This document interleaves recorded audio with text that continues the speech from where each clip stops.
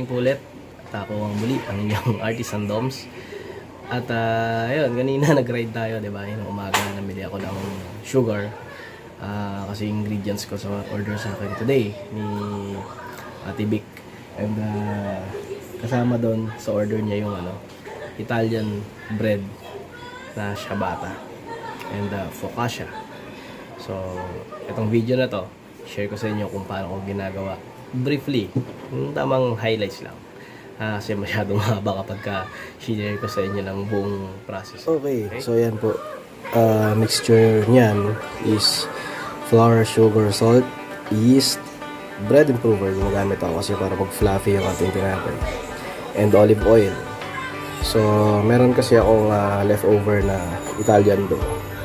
Hinalo ko para hindi naman masayang. So, lagay ko lang sa fridge yan. Leftover ko nung huling gumawa ako. And ayun, haluin lang natin yan. Add natin ng water. Then, we're good to go. Ayan, so mix na natin siya. Lagyan lang natin yung water. Dahan-dahan lang kasi minsan may klase ng arena na pagka binigla mo yung buhos ng tubig, nagiging lugaw, nagiging siyang malambot, siyang sticky. So dahan-dahan lang. Okay? And then, yan, siyempre mabagal lang muna. 1, 2, and 3 yung speed ng mixer ko. So, number 1 muna tayo. Kapag medyo ma-incorporate na yung mga ingredients. And nga pala, ako, mas prefer ko gamitin yung first class Wellington. Kasi, bukod sa mas masarap yung lasa niya, kaya sample sa pandesal, di ba malasa yung pandesal natin dito. Maganda yung quality ng harina talaga. So, ayan.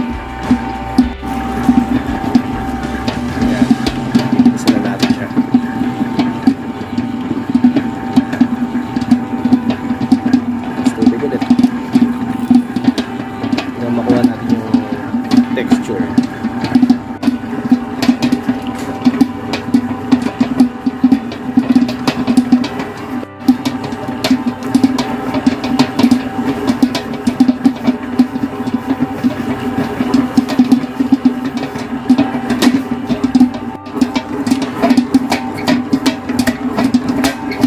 As you can see, medyo smooth yung texture niya. So, konting halo pa. Hangin na natin yung mula sa mixer. Tapos, press natin sa may table natin.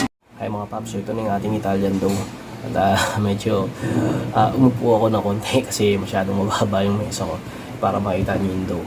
So ito, rest lang natin siya ng mga 10 minutes. Medyo makahingal na konti ito. Tapos portion na natin siya sa kung anong klase ng tinapay yung gusto natin gawin. Today may order tayong ciabatta and focaccia. So ayun, sige, rest na natin ha. Cover and rest for 10 minutes. Hi mga paps, so nga pala dahil may order tayong focaccia. So ang focaccia kasi natin pesto flavored. Ang gamit namin ay Pestong Yummy ng Pestong Yummy PH. Hanapin nyo lang sa Facebook yun. So talagang masarap sila gumawa ng pesto. May sarili silang mga tanim na basil at iba pang mga herbs na ginagamit nila sa iba pang mga product na kanilang tinitinda at sinishare sa lahat, no? So ito, Pestong Yummy, gamit namin, kaya malasa yung focaccia na ginagawa namin. Alright, halo na natin ito sa focaccia. Ayan, so for focaccia and pesto baguette na yan, titinda din namin. Siyempre, lalagyan natin ng pesto. And yun nga, from Pestong Yummy PH. And ayan, i-fold lang natin yung pesto. I-fold natin very well para magiging smooth yung texture niya. And actually sa sa Italian dough, marami kayong pwedeng gawing iba-ibang klaseng tinapay. Kasi variety na pwede nyo gawin. Parang basic yung Italian dough. So, ayun, gagawin natin ngayon yung ciabatta sa yung focaccia. Okay. Ito na yung ating pesto focaccia and pesto baguette. So pinortion na natin sila as well as yung kanina, ito nga yung ciabatta natin. And meron din, gumawa din ako ng plain baguette from Italian dough. All of them we will cover and rest for 15 minutes bago natin pipigurahin. So ayun, ang kinaganda sa Italian dough, may nga, variety magagawa mo. Ako kasi, mga paps, mas prefer kong gawing baguette yung Italian dough kaysa yung mismong standard na French baguette. Kasi, pag yun ang ginawa mong sandwich o kainin mo, medyo makunat yun. Walang lambot yun. Although yun, yun nga, mas okay siya pag bagong luto, pero pag tumagal na, unlike Italian dough o Italian bread, lalo may olive oil, malambot, fluffy siya. So, for sandwiches like Subway sandwich, yan, prefer ko na gamitin yung yung Italian baguette. Yung ginagawa ko, sinasell ko, Italian baguette. Pero ganun pa man, baguette pa rin, di ba? So, ayun, medyo over na natin sila ng plastic.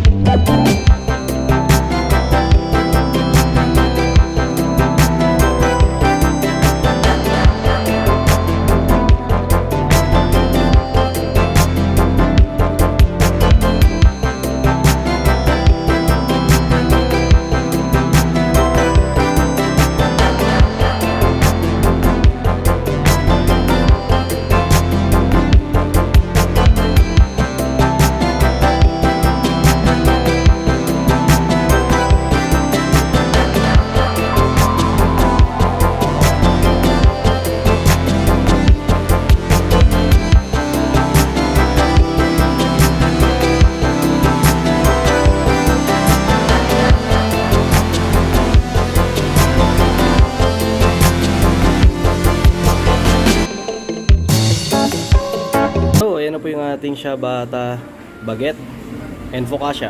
So yan, rest and cover muna natin sila hanggang sa parang final proofing na natin to eh. Mga 30 minutes to 40. Yan, hanggang well doubled. Tapos preheat natin yung oven into 210 degrees Celsius. Saka natin isalang.